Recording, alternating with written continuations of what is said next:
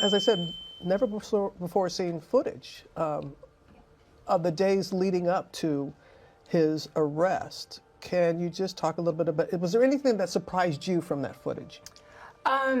The footage, well, I mean, I think it's rare to find someone on who's being, talked about all over the country. All eyes were on him, so to speak. And it was really interesting to see his last days of freedom, On the night of March 8, 2026, a white Tesla rolled up to the secured gates of Rihanna's Beverly Crest estate. Moments later, gunfire shattered the quiet. An AR-15 style weapon discharged multiple rounds, leaving 7 shell casings scattered across the scene. Inside the residence were 10 occupants, including Rihanna, her partner A$AP Rocky, and their 3 children. The alleged attacker, identified as 35-year-old Ivana Let Ortiz, was apprehended within hours. Authorities charged her with attempted homicide and set bail at $10,225,000. Officials from the Los Angeles Police Department have yet to establish a definitive motive.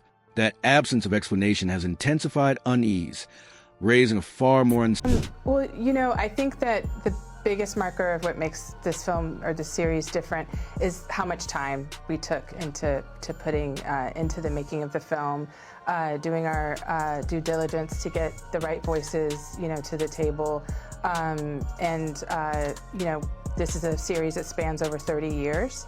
So just by covering that much time, it took a lot of time for us to dig in and to kind of make sense of this story and to put this time. Settling question. Why was a residence tied to some of the most influential figures in global music singled out? For now, the silence surrounding that motive continues to cast a long shadow, one that is already shifting perceptions for everyone connected to that home. At the center of that uncertainty stands 50 Cent, a figure who has built a reputation on stepping directly into controversy rather than avoiding it.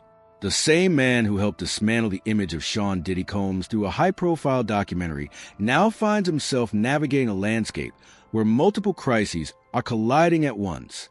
Just 3 days before the shooting on March 5th, he posted and quickly deleted an Instagram message referencing that documentary with a cryptic warning. "Remember how quiet I got before the Diddy doc?"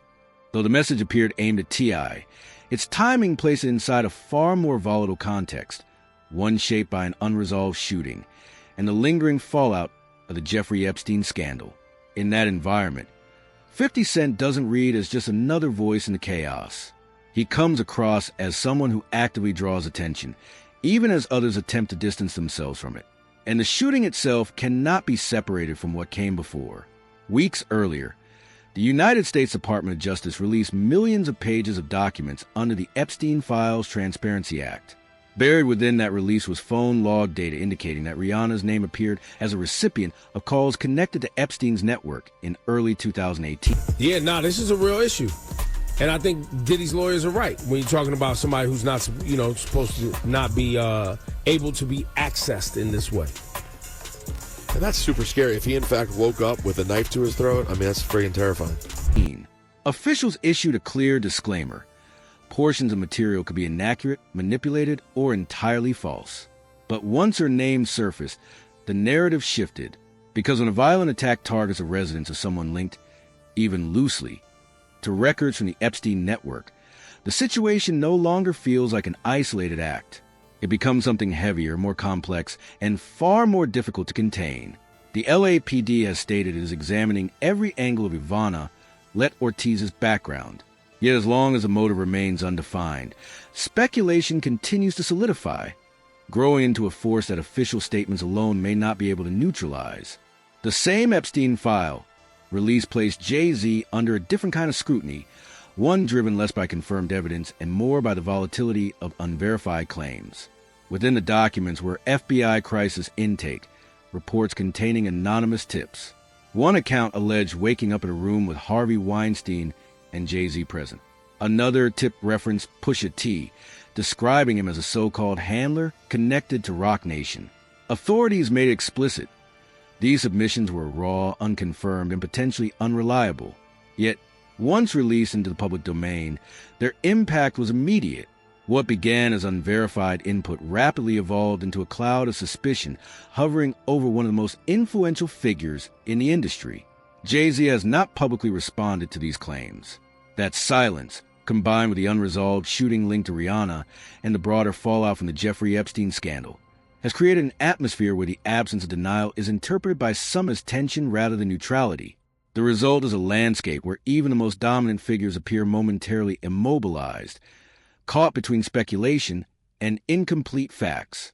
In contrast, 50 Cent continues with the series, with the film.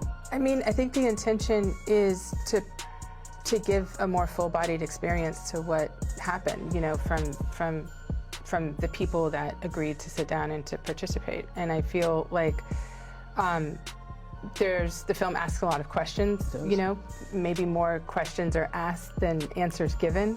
To move directly through that pressure. Over the past 6 months, he has demonstrated that his use of documentary storytelling is not symbolic. It produces measurable impact. On December 2nd, 2025, Netflix released A Reckoning, a 4-part series executive produced by 50 Cent. Within 6 days, it generated 21.88 million views, becoming one of the platform's most watched titles that week. Critical reception was equally strong, earning a 90% approval rating on Rotten Tomatoes. The series traced the rise and collapse of Sean Diddy Combs, and its effects extended beyond public perception. On March 13th, 2026, Diddy's legal team filed an appeal seeking immediate release, arguing that his 50-month sentence reflected penalties tied to charges of which he had been acquitted. Whether or not that claim succeeds, the appeal itself signals something significant. The narrative surrounding him is still being actively contested, and that is the shift, because for 50 Cent, the outcome is no longer theoretical. He now operates with evidence that his media strategies can influence both cultural narratives and legal momentum, turning what once sounded like provocation into something far more consequential.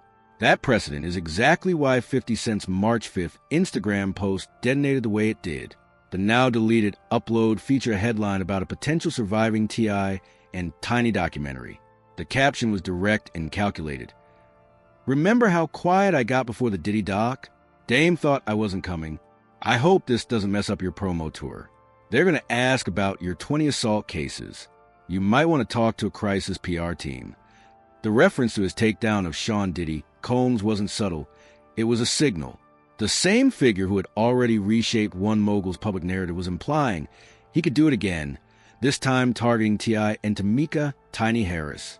T.I. and Tiny have denied past allegations, and prior investigations did not result in criminal charges.